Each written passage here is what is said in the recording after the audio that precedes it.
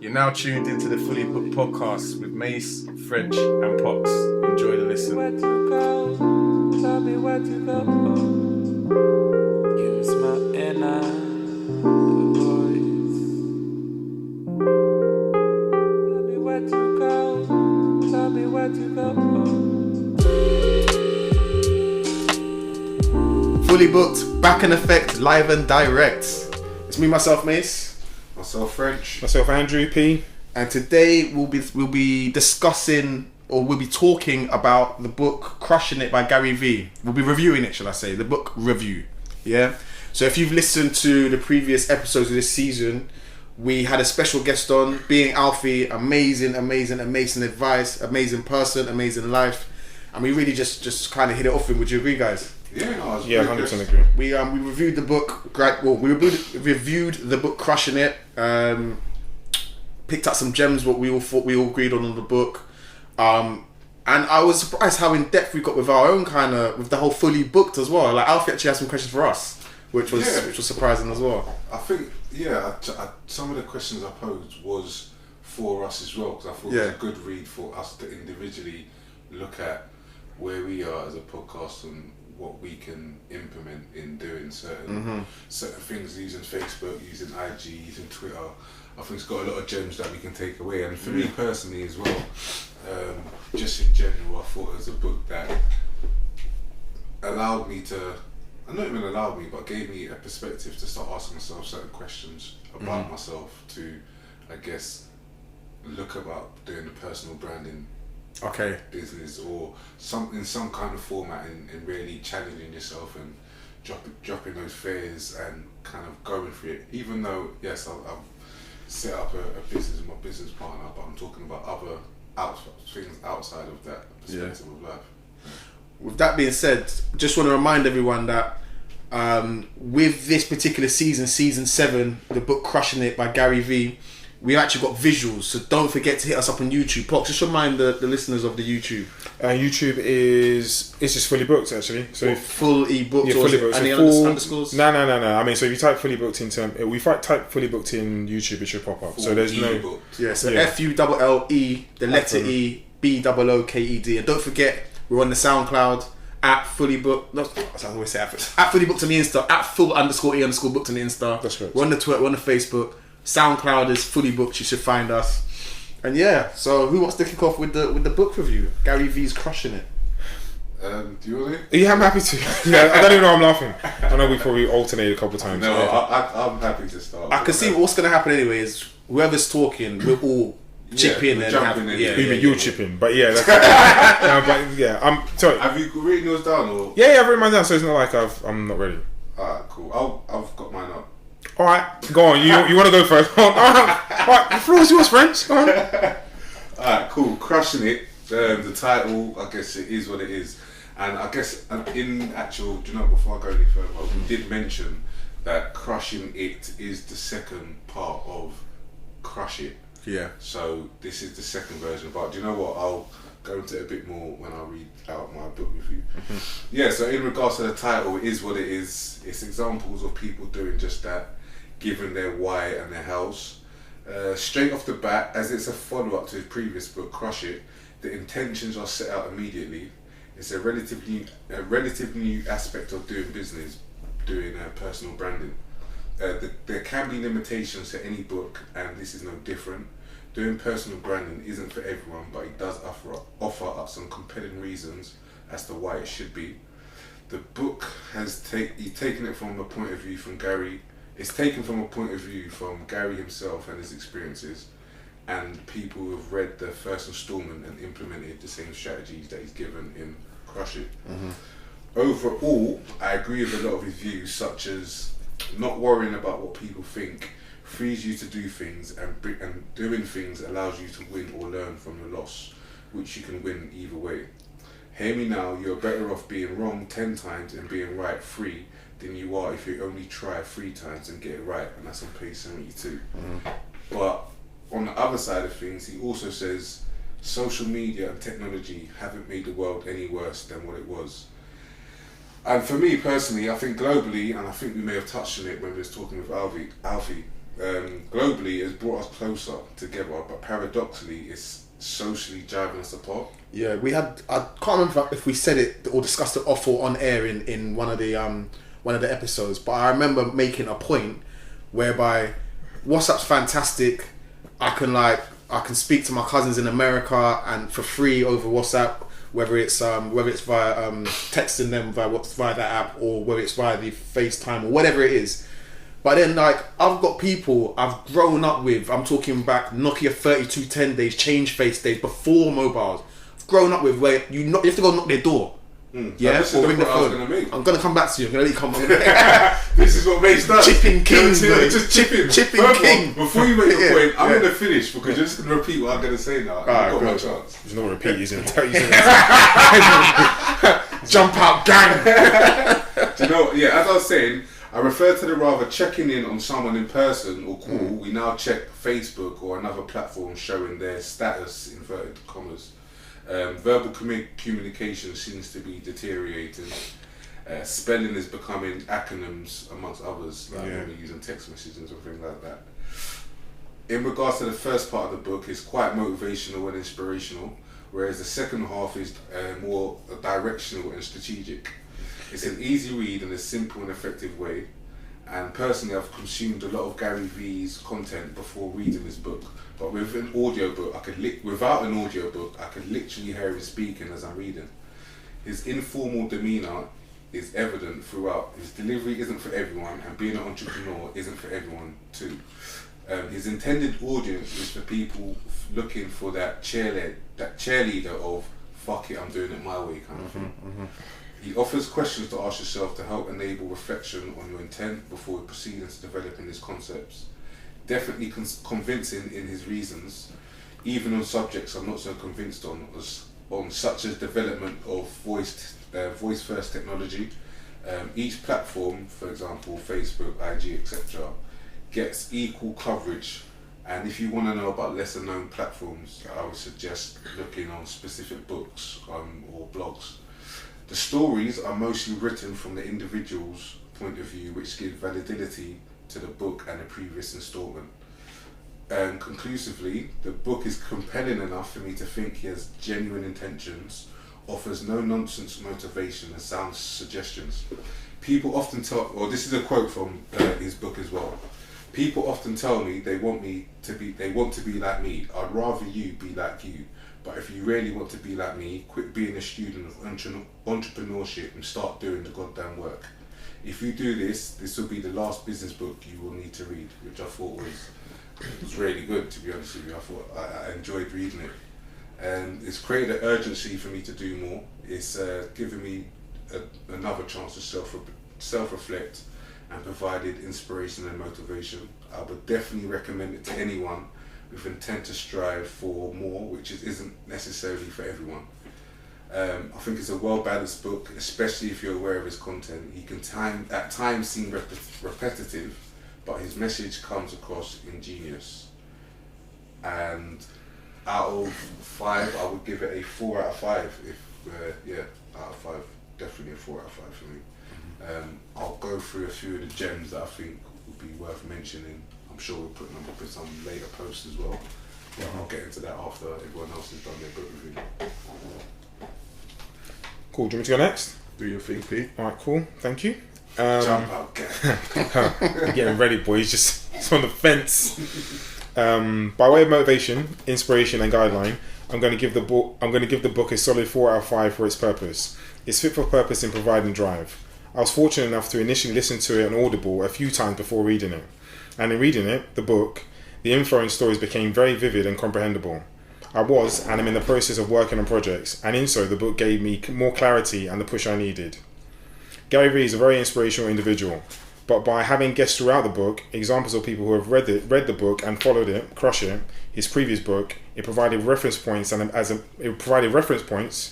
a mirror as to where I am, was, and where I want to be. Chronologically, I thought it was mapped out very well, from discussing opportunity, the internet, and personal branding, passion, commitment, meta content, indifferent and invariant, documenting your journey, and genuine content, being resilient, because you will need to be having courage, confidence, and belief, all before discussing how to build your brand via the various platforms. Generally, I've always understood the premise of having courage, confidence, and belief, but what was very poignant for me were the stories and journeys which I related to a lot, which I've gone through or going through, and statements and topics such as personal branding, the importance, there's a psychological quality to personal branding with credibility, adding value, and I learned, and also the statement, I learned by watching and doing, not by reading. And then there's obviously topics which we discussed obviously throughout the book and throughout the episodes, authenticity and respect your audience, altruism in the 5149 in reference to obviously being selfish and your honesty and authenticity. Obviously I said 5149, obviously there were further example as to 75, 25 and also 90-10 as well. And then there's also thermodynamics, which is all about the energy that you put in, which ultimately, if we're talking about in reference to karma, the energy that you put out will ultimately come back to you in some way, shape or form. I think the book is most helpful for those perhaps beginning on their journey, but very much a great tool to revise and go over, to which I will,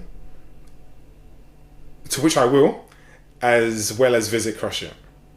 Yeah, I'm definitely going to go back and read Crush It again. I'll read this book again as well, Crushing It. I think it was a good book. I mean, for those who obviously, whether you're reading it or listening, I mean, Audible I thought was a very, very easy listen, so that's something I'll definitely advise. As I mentioned before, I listened to it I read the book, I'd read the book, but I mean, listening to it 2-3 times over made it very easy to comprehend once reading it. Yeah, it's easily digestible. It's not going to throw you off in terms of you have to look through the dictionary to see what words are, what's meant by it. The dictionary test, that's my test. That's my team. No, but yeah, it's quite a simplified read and straightforward. Gets to the point. It's not over ambiguous, and it gets to the point, as I said. Yeah, it's the first time I've done something like that where I've listened to the Audible first before actually reading it, but I've definitely found it very, very punching. Obviously, everyone knows Gary Vee and by and large obviously his voice.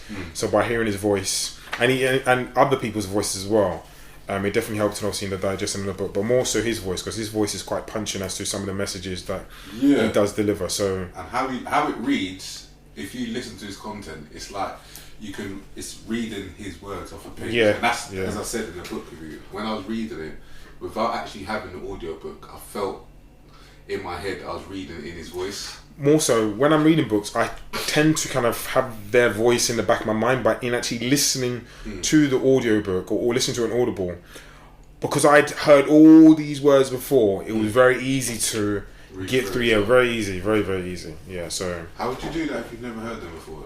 Heard the author, like say Daniel Goldman. Yep. I've never heard him speak. I just read it. Like, how would you? Oh, in regards to him, no. But I think there's a couple other authors that I think that we must have. Lewis Howes. Yeah. So I'd heard his voice before, and there might be 1 or 2 other people, and just books in general that I have. Okay. Yeah. Mace, you wanna? So I'll start off with the kind of generics about the book in terms of the layout, readability, for lack of a better term, in terms of the dictionary test, and just the kind of general. Do I want to, like, when in my spare time, am I looking at the book thinking, I want to read on? So with Gary Vee's book, Crushing It, what I loved about the book is its simplicity in layout. It's kind of categorizes everything you want to read. I love the fact that he's gone out and got real life stories relating to some of the items he preaches about. I'll go into one actually, because there's a couple of things that I want to go into specifics. I'll go into one story. I think it's very readable, very easily digestible. As you pointed out, P, I listened to bits of the audio as well as reading the book. I realised that with bits of the, I don't know, maybe it's just me, but I didn't take it in as much. And I think you said you listened to it 2 or 3 times. I don't know if you might have took it in straight away. No. Right. So what I found is that bits that when I was listening to the audio, it went over my head a bit, and then when you're reading the book, it just seemed to sink. And I don't know why that is. I don't really listen to books though. I think it was sorry to cut you up, but I mean, I think it's because you've heard those. I mean, whether it's I forget their words, but I mean, because you've heard the words in some way, shape, or form before. When reading it, I've heard this before, and then I didn't need. Sometimes when I'm reading books, I actually need to sit with that page for a little bit longer to digest. But I didn't need to. I literally went through and I was able to just flick through unless I needed to take some notes. What I really liked about Gary Vee's Crushing It as well is everything felt relevant, as in Now. relevant to today. Now, Yeah. in terms of relevant to today. Yeah. You get a lot of like, I think like we've been through books, and a lot of books they talk about how to build a business or how to build a brand, how to build an empire, but actually it doesn't feel relevant and prevalent to today. What I liked about Gary Vee is the fact he talked about. I didn't even think he'd bring up certain apps or certain platforms, social platforms that he has. Like, even as you guys know, I don't have a personal Instagram page. I don't have Facebook, but I think I've said to you before. There's this thing on Snapchat. It's like my release. It's like my 20-minute release on my way home, where like it's just like it's almost, yeah. It's just, I know I'm gonna get junk on there or gossip or whatever, but I just like flicking through, click. If I don't like it, click off. And what I liked about Gary Vee, he broke each platform down and what their unique uses are as to what and how they talk, or why their users go for that platform or might not go for others. So even with Snapchat, he said it's more of a younger thing, but what the thing that people on Snapchat like is the fact you can just quickly flick through a story. If you don't like it, you just flick through. And also, you still get that privacy element. I think part of it is when I was on Facebook years ago and I came off and I went back on. Part was I've got 300 whatever friends. They're not my friends. They're not like friends are people who I'm going to keep in contact with. Take away the social stuff. Do you get what I'm saying? They weren't my friends, innit? Unless it was family abroad or whatever. They weren't really my friends. And then I come off there temporarily and I never went back on. Never felt the urge or need. What I liked about Snapchat is you get that half privacy. Because can't anyone just follow you? you can put it on private, so it's just your friends. Okay. Yeah? The way you can get that privacy is if you sent someone a video, a message, or you put a story up. If you put a story up, it lasts for 24 hours and it deletes itself. Gone. The app has changed since, but back when the app first originally started, you send a photo to someone, I can send you a photo. As soon as you look at that photo, it's like a ticking time bomb. 5, 4, 3, 2, 1. Yeah, that was his original. Right, draw, gone forever. Now they've changed it slightly because there is a need. There is a need for like long-term memories, and they'll do a 1-year recap and whatnot. But at the same time, it's that thing where it's just not there forever. You might be dating someone, like an Instagram. You date someone, you put your photos up, you break up 3 years later. You got to scroll through a ton of pictures to remove. Like, if it's been a bad break, you got to remove them. It's long. Do you get what I'm saying? So that's what the element I liked about what I like about Snapchat. But I just liked how he broke down all of those. He didn't just put them under one umbrella. He actually takes the time to research and put them and break down what's what. Yeah. And even to the point where he's saying, I know there's a lull in Facebook right now. It was created for a certain type of genre or certain type of age bracket or demographic who have grown with it. But as they've grown with it, they're not as active on it, if that makes sense. Yeah. But what Facebook failed to recognize or failed to do is appeal to people coming up in the next generation, which is where Snapchat has come in and taken those, and Instagram and what have it. But he looks at the bigger picture. He says Facebook's a multi-billion-dollar platform. They own Instagram. They are always going to come back. Don't forget that. They're always going to look at the wider picture. That's what I liked about Gary Vee, his depth. Yeah. His depth with this stuff, yeah? Yeah, he's forward thinking in that regard. Exactly. And so he said he's not scared to make mistakes in terms of predictions. I can't remember what he predicted. He predicted something and said, I failed. He said something that wasn't going to be worth nothing, it's worth 50 billion, something like that. And I can't remember what it was. He said something that wouldn't last or wasn't going to be worth money. But anyway, I know what you're referring to. There is a couple of instances. He said these things generally on his daily V's and all that type of stuff. There was something that lasted for 6 months. He started using it and it lasted for 6 months and it blew out. Yeah, was it Musically? Yeah, and it just blew out. But he said like you can't win everything. But he has predicted other stuff where he's been right. What I'm going to focus on quickly, just on page 79, 80, 81, there's a little section called Document, Don't Create. Yeah. And then in it, I think about 2 paragraphs down, he says something about, and do you know what was prevalent? We were having a discussion before off air, just amongst us, like French, because I think this is most relevant to you. Yeah, go on. Where he basically says, sometimes you've got something to give, but you're trying to find what it is. What is it that I can give? He says it here. You are the unique piece of creative. Do you get what I'm saying? Yeah. And he's saying like don't be scared to like whatever comes to your mind. Not everyone comes to your mind, but everyone's unique. You've got it there, innit? Like don't think you have to pick a subject and then focus on that and work towards that. Like just do you. Like some people will find it interesting. If you do you are creative in yourself in your own right. Do you get what I'm saying? Yeah. And I remember what he goes on to say is that he got a video for to follow him around like 24/7. He documented pretty much all of his life, and what we were saying off air again is, I said, do you know what? The reason why that's brilliant, I said, the person that springs to mind, two people, for those who might know, Steve-O the Madman, done something similar, and KSI. KSI was one of the first people who used to YouTube, and I think it was started with video games and more of his life, but he brought up a massive following, and he's managed to make a career out of it, yeah? And it's now a popular thing. You've got kids that are 10 and 5 playing with toys, and they can entertain people's kids over in Japan or China, you know what I'm saying? Yeah. So the point I was trying to allude to is people are they'll be interested in you and your life, no matter how irrelevant you might see it, yeah? So with Stephen the Man, for instance, he's an everyday guy. There's nothing unique. There's nothing unique about him or his family life. Do you get what I'm saying? He's an everyday man, and I think that's what people draw people to him. Didn't have the means to like go and get a proper editor, a proper video camera. He said, "Yo, I've got this phone. It does this. I'm gonna record." And he films his phone. I don't know if you've ever seen what he does and stuff. I'm aware of him. But you're aware of him. Yeah, I've never been on But Snapchat. yeah, he was just being himself, highs and lows, yeah. His missus, kids. It's whether or not you want that privacy or not, because he doesn't, because he's out there. His family have accepted. He's just out there, and they're going to be everywhere, yeah. But what it's done for him is he's now become like a social brand. He's built up his kind of brand. He's got a personal brand. There you go. And now he's like, he gets people use his page to help him. People not use him because I'm sure he gets paid for it. I know he gets paid for it. But they'll, via him now, you'll get like JD Sports saying free giveaway. Just for JD Sports stay relevant because they've worked out who his mass market, who watches his snaps, who views him. Do you know what I'm saying? Yeah. KSI, as I mentioned earlier, gamer. I'm sure he gets consoles and games to play, or was getting games to play to review, because they know he has a global reach. And it just documents how important the social platform is, and what and the avenue and the road we're going down. And whether we like it or not, it's what's the term? Something will become extinct. Adapt to become adapt to become extinct. But there comes, see, that was one of the questions I think we skirted over yesterday in terms of the future of technology, and I guess now that you brought it up, we can maybe delve into it a bit more.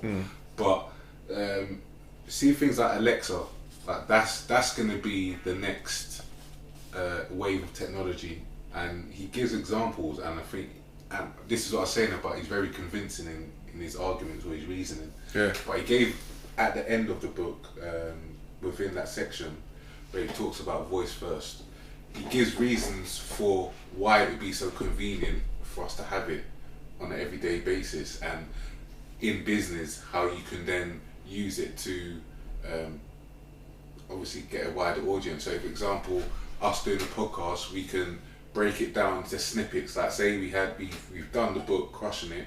Imagine now we've done 10 like meta content, like you were saying about that little bits of content. So we just say these are 10 best bits from the book, and you can listen to it in the morning as you're getting ready to go work, and things like that. Or you can have the weather update, and it will go through all these little tidbits of information, and this is what the technology is going to be.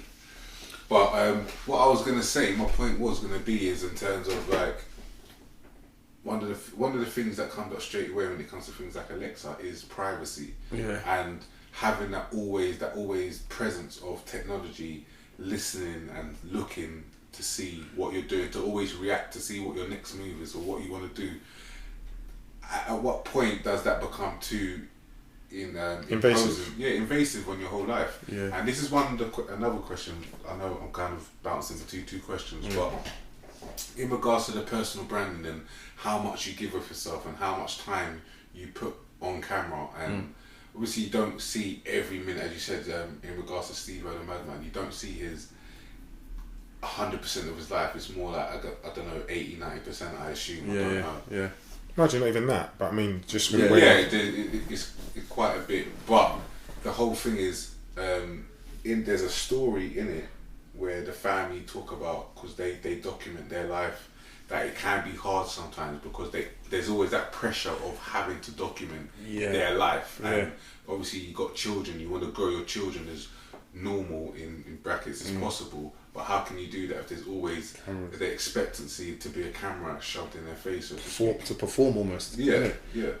Almost to perform, like, because unfortunately me sitting here reading the book for an hour and a half doesn't make great TV. Yeah, of course. Do you get what I'm saying? Of course. If you watch these reality programs, when they cut down and snippet the highlights, you don't get 10 minutes of someone sleeping.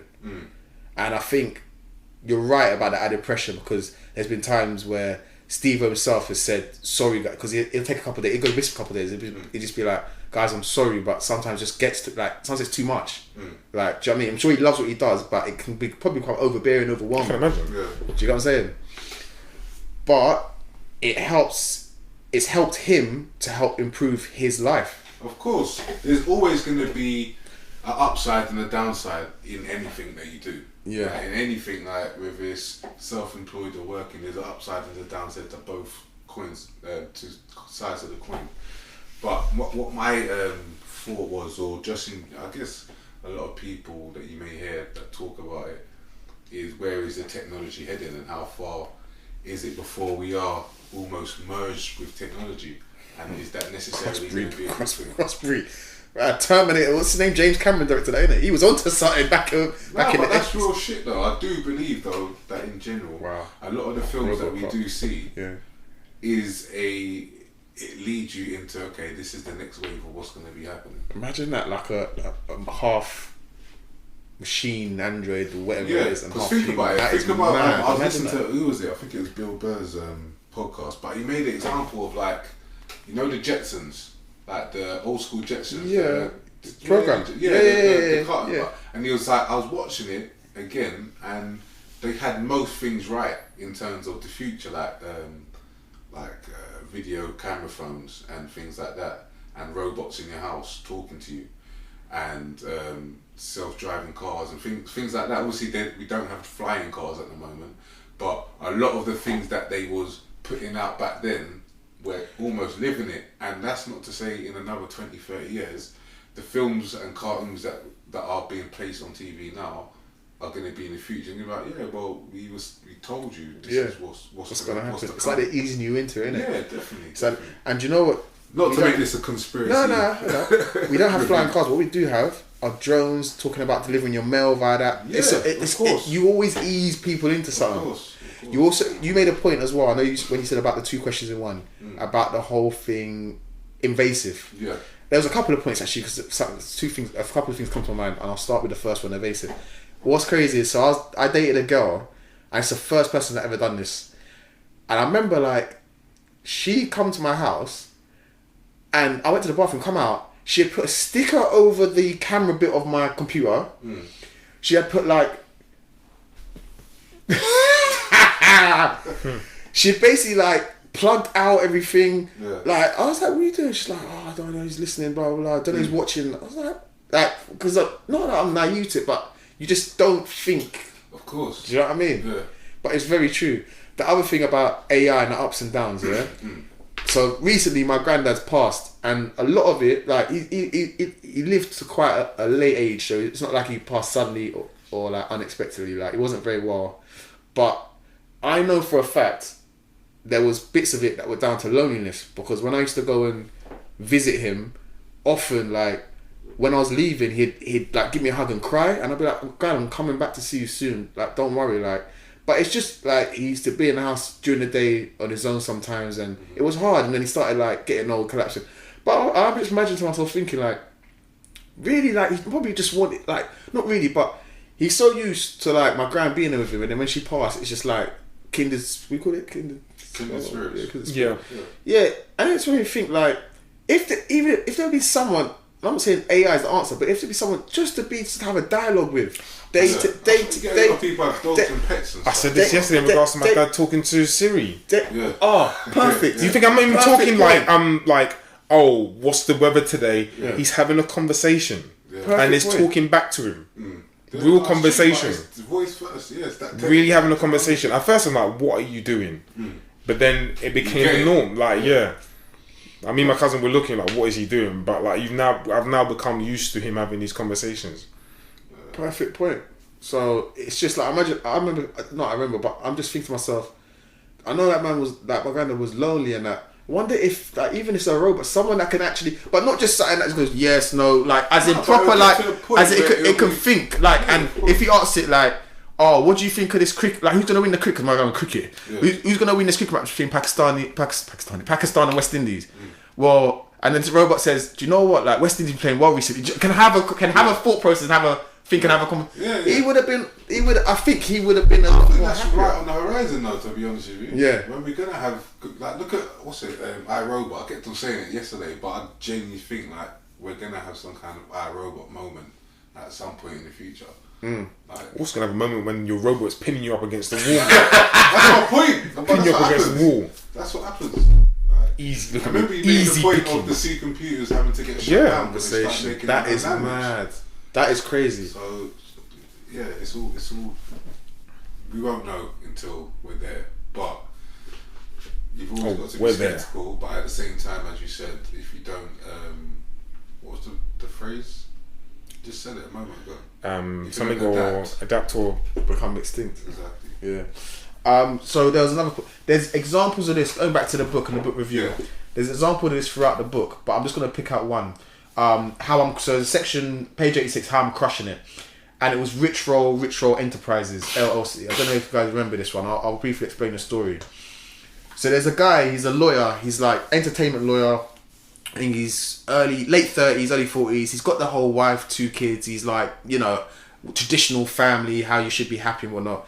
He kind of explains that he's got a beautiful wife. She's got a fantastic career, kids. And at the end of the story, where he breaks it down, you're thinking, oh, this guy lives a perfect life in the suburbs, detached house, all that kind of stuff. He goes, he's basically miserable. And the reason he's miserable is because he's done everything what you're supposed to do. And I've got my fingers up, for those who can't see, I've got my fingers up in inverted to indicate the inverted commas sign. So he went to law school, done all that. But actually, one day he gets up, goes into the office, and he's just like, I'm just not, this isn't me. Like, I'm not happy. Like, and I think even Alfie, when he came on the show, spoke about like knowing yourself and actually having that confidence to say, this isn't for me, like, and I need to make a change. Do you know what I'm saying? Yeah. And so one day what happens is he gets unwell. I think he's going up some stairs or coming down some stairs. He hasn't been eating very healthily. He's got that kind of dad bod, and he basically passes out or faints or something. Taken to hospital, and he's basically told to change his diet.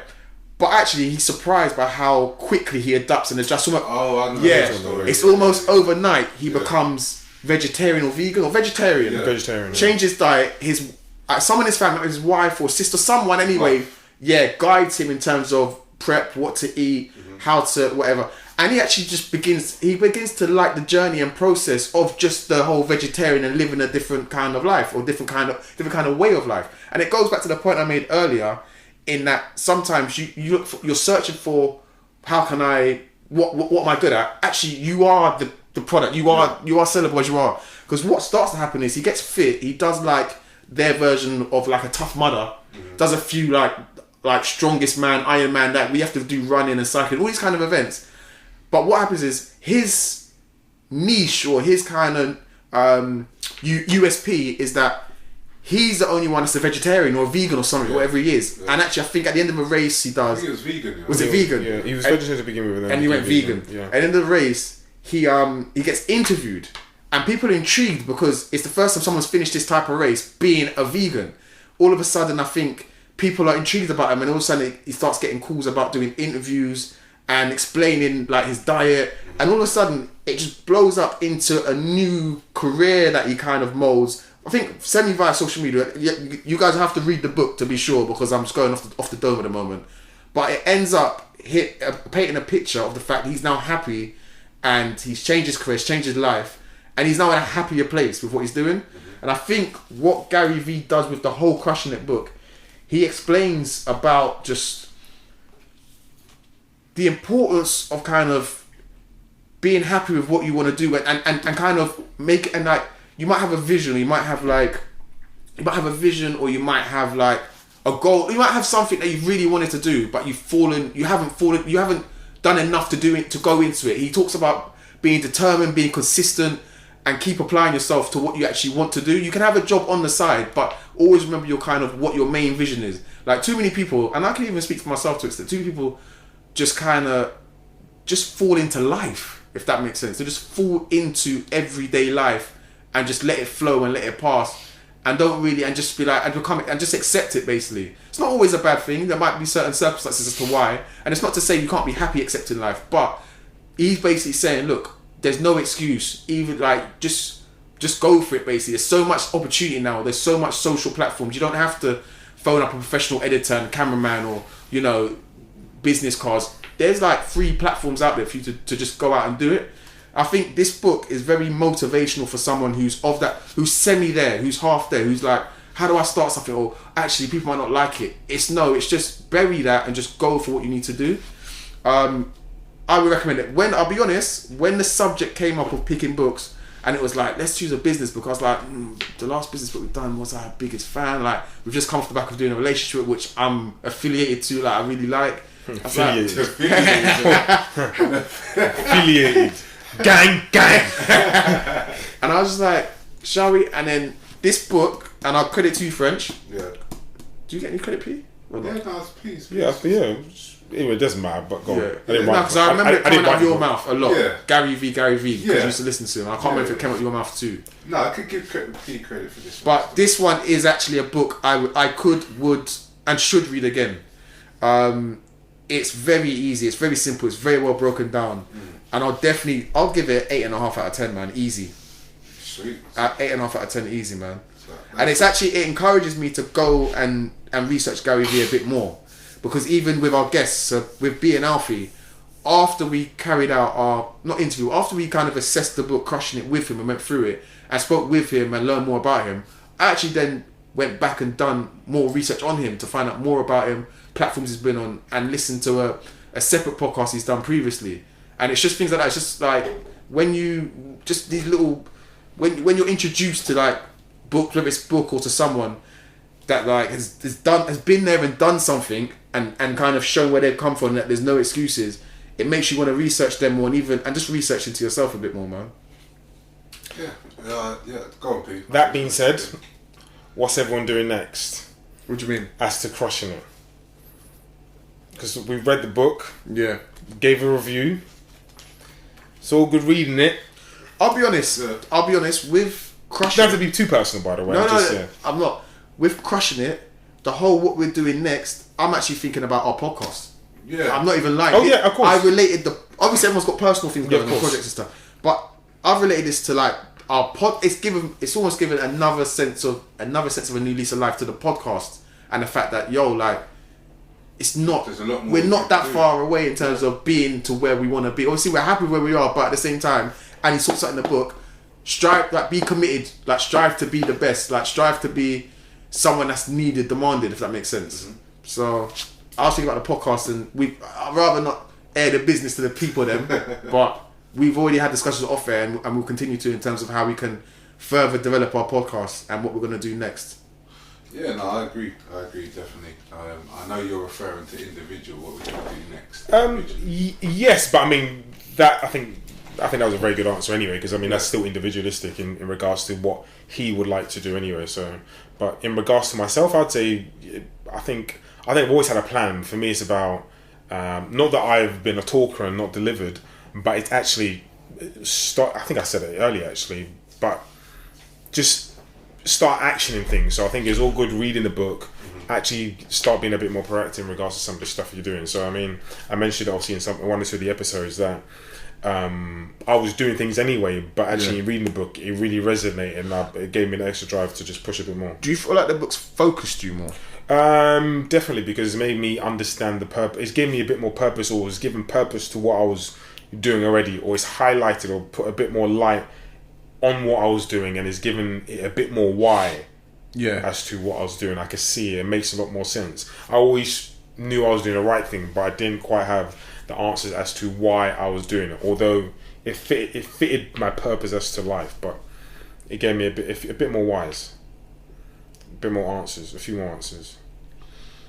For me, I'm still, I'll be honest, as we discussed off air, I guess, I'm still moulding exactly how I'm going to go about it, but this book is a book that I'm going to refer back to and continue to refer back to, which is helping me, I guess, shape how I want to develop personal brand, brand. But more importantly, I definitely think it will help with the book. The podcast, should I say, and help us get to the next level where we intend to go. So, yeah, influential and will be recommended and used again. Yeah, definitely influential. Yeah, I ain't got nothing else to say on it, to be honest.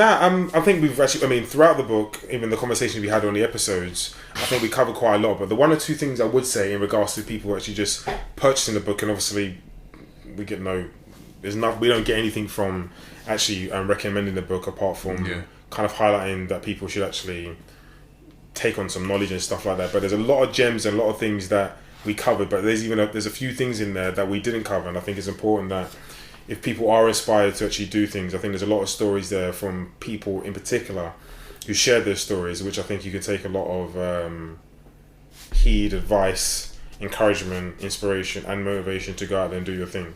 As you're saying that, I was just looking at one of the stories that I thought I've actually noted down to say it's a great story. I'm not going to read it, but if you do go to choose to read Crushing It, I'd definitely recommend reading Dion Graham's story. He's a digital architect. I thought that was a really good book. As you were saying, there's quite a few gems. I know you just mentioned a couple beforehand, but yeah, sorry. Others there's a few stories that were very important. That one was a very good one for me. Yeah. In regards to that came out of nowhere, and he surely did a lot of learning and growth along his stories in regards to obviously working with Diddy. There was another one, I forgot his name, I think it was one of the very last stories where he was doing an exam. Very similar to yourself actually. He was doing an exam. It was called the LEED exam. That's how I listened. Do you know what's funny? Flynn. Yes. I listened to his podcast. Really? Before I read this book. I've literally had his name here. Something Flynn. It's called Paul Flynn. Yeah, it's to do with smart passive income, and that's his podcast. And I started listening to it ages. It's probably one of the first podcasts I actually started listening to, and yeah, Pat Flynn. Yeah, and Pat or Paul, but I think you might be right. It's Pat okay, Flynn. cool. And I listen you to would his know. You listen podcast. to podcasts. And it's a really good podcast, and I take a lot from it. But it was funny to see it then, obviously, as you was just explaining about doing the test and things. But if you want to... Yeah, so just based off that, because I think we've actually got two different sides to the story, although I know I'm going to agree with yours, is almost the way I looked at... Not the way I looked at him. I remember writing down notes in that he was very, let's say educational, he was a very intelligent guy. And then ultimately, also with the crash in 2008, he was put in a position where he was out of a job, really. But the one or two things I think he did have or did take from it, I don't know if he learned it from somewhere, is he made a decision to actually provide help to individuals who had actually struggled with the test. Ultimately, I don't know if this is the correct story, but I think he might have went to a meeting where people might have helped him or assisted him. Network meeting, assisted him in regards to what he had, because he knew he had a lot of eyes on his, let's say, product. It wasn't a product then. And then from there, they kind of educated him as to how he can, I don't want to use the word monetize it, but monetize is the word. It was a very good story. And for me, it was a very, very good story. One or two of the notes that I actually wrote down was, I know a lot of people like to be safe in their 9 to 5. In fact, his actually old boss came back to try to hire him back, and obviously he made a decision. Actually, he said no. Yeah, it was. I remember this story now. It was a fantastic offer as well. Yeah, I remember. He said it was a ridiculously fantastic. Yeah, I remember.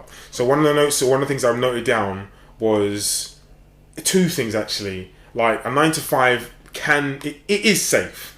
But it's not always a safe option. If I'm honest, we're going through a situation now. No 9 to 5 is safe. Sorry to cut you, but no 9 to 5 is safe. I know no 9 to 5 is safe. I know you say. Yeah. I understand why you say that. In that, like when you're within that realm, it's like you're getting this pay at this time. Do you know what I mean? You just rock up and rock out, and you know what I mean. So I understand what you're saying from that point. In that, if you're not working a 9 to 5, every day's a hustle. Yeah. Do you get what I'm saying? Every day you got to be at it, hustling. Yeah. But no job safe. They could just turn around and say, we don't need you anymore. Very true. Very true. Like, literally, we're going for a crisis. Well, kind of probably going to enter an economic crisis anytime soon. There's one due anyway. So, you're never really safe. There was another point. Was you going to add to Pat Flynn's story, to Pat Flynn or not? No, not really. Just the fact that I was aware of him beforehand, and I was a fan of his before I actually realised he was in this book. So I do remember. So that was the point in regards to obviously the 9 to 5 being safe or not safe. But the other one was in that he had an idea, and what he managed to do, he managed to actually cultivate an audience, and ultimately from that audience, then he was able to. I mean, his personality was all over his audience, but then from there he was able to monetize it. And the same goes for, I mean, the message throughout the book in regards to creating a personal brand. Yeah. And from there you can find a way to monetize it. I mean, I'll say, not that his brand, but he was very authentic in the way that he was very keen to help people. And one of the things that he highlighted originally in his story was that sometimes, I think when he first began looking at websites of that sort, people would kind of like not raise their nose, what's the phrase? Turn their nose up at people who would ask questions. But obviously he knew those people were genuinely interested in finding out, obviously, answers as to questions and so on and so forth. So when he actually finally developed something, he was very keen not to portray that type of attitude, because that just wasn't him, and obviously that's not the right attitude to what's not the right attitude, is it? Yeah, to have, really. Do you want to add anything else? I've got a few gems that I thought might be worth mentioning, but I know that we can either put them in the Instagram posts or do a couple now. Have you guys got any now, or leave it? No real gems, but I mean, what I would say, I mean, I didn't mention this yesterday at all. When you're on your journey in regards to whether I don't even use the word entrepreneur. I'm just doing me. All right, so. When you're on that journey, you are 120% going to fall flat on your face. The amount of times I've fallen flat on my face and had to start again is uncountable. To the point I've actually forgot the time. No, honestly, I've actually forgot the amount of times I've fallen flat on my face. In fact, people are texting me in regards to wanting answers. Right now, wanting answers in regards to this, that, and the third. That's neither here or there, if I'm honest. But I mean, you are going to fall flat on your face. And for me, it's about experience and just learning how you're going to recover. And it just makes you a stronger person. So... yeah, I mean, just wanted to kind of put out that message. There's one or two stories in the book in regards to people and their incredible journeys and some of the things that they went through, which made them stronger and gave them the strength and courage to really plough through, really, and become successful. Yeah, I mean, to almost sum up a lot, because I was just looking through a handful of, I guess, sentences that I would say is the gems, but to sum it all up, the whole thesis of the book, I would say, just start. Yeah. Just start. 100%. It's that simple. Just start and take it from there. Where it goes, it will go. But just start. That's the first thing. That's the overall message I would say is being implied. Yeah. Cool. That whole no excuses approach, innit? Yeah. Let's call it a day. Okay, that's all, folks. Thanks for listening. Don't forget @full_e_books on the Instagram, fully booked on the SoundCloud, fully booked Twitter, fully booked Facebook, fully booked Cast, fully booked YouTube, fully booked. And don't forget to give us any mentions if you want to do any reviews, if you want us to read any specific books that you would think would be good to discuss. Leave comments. Definitely review on iTunes, that helps us in general, and yeah, hit us up on the Insta, Twitter, and we're happy to converse. Done.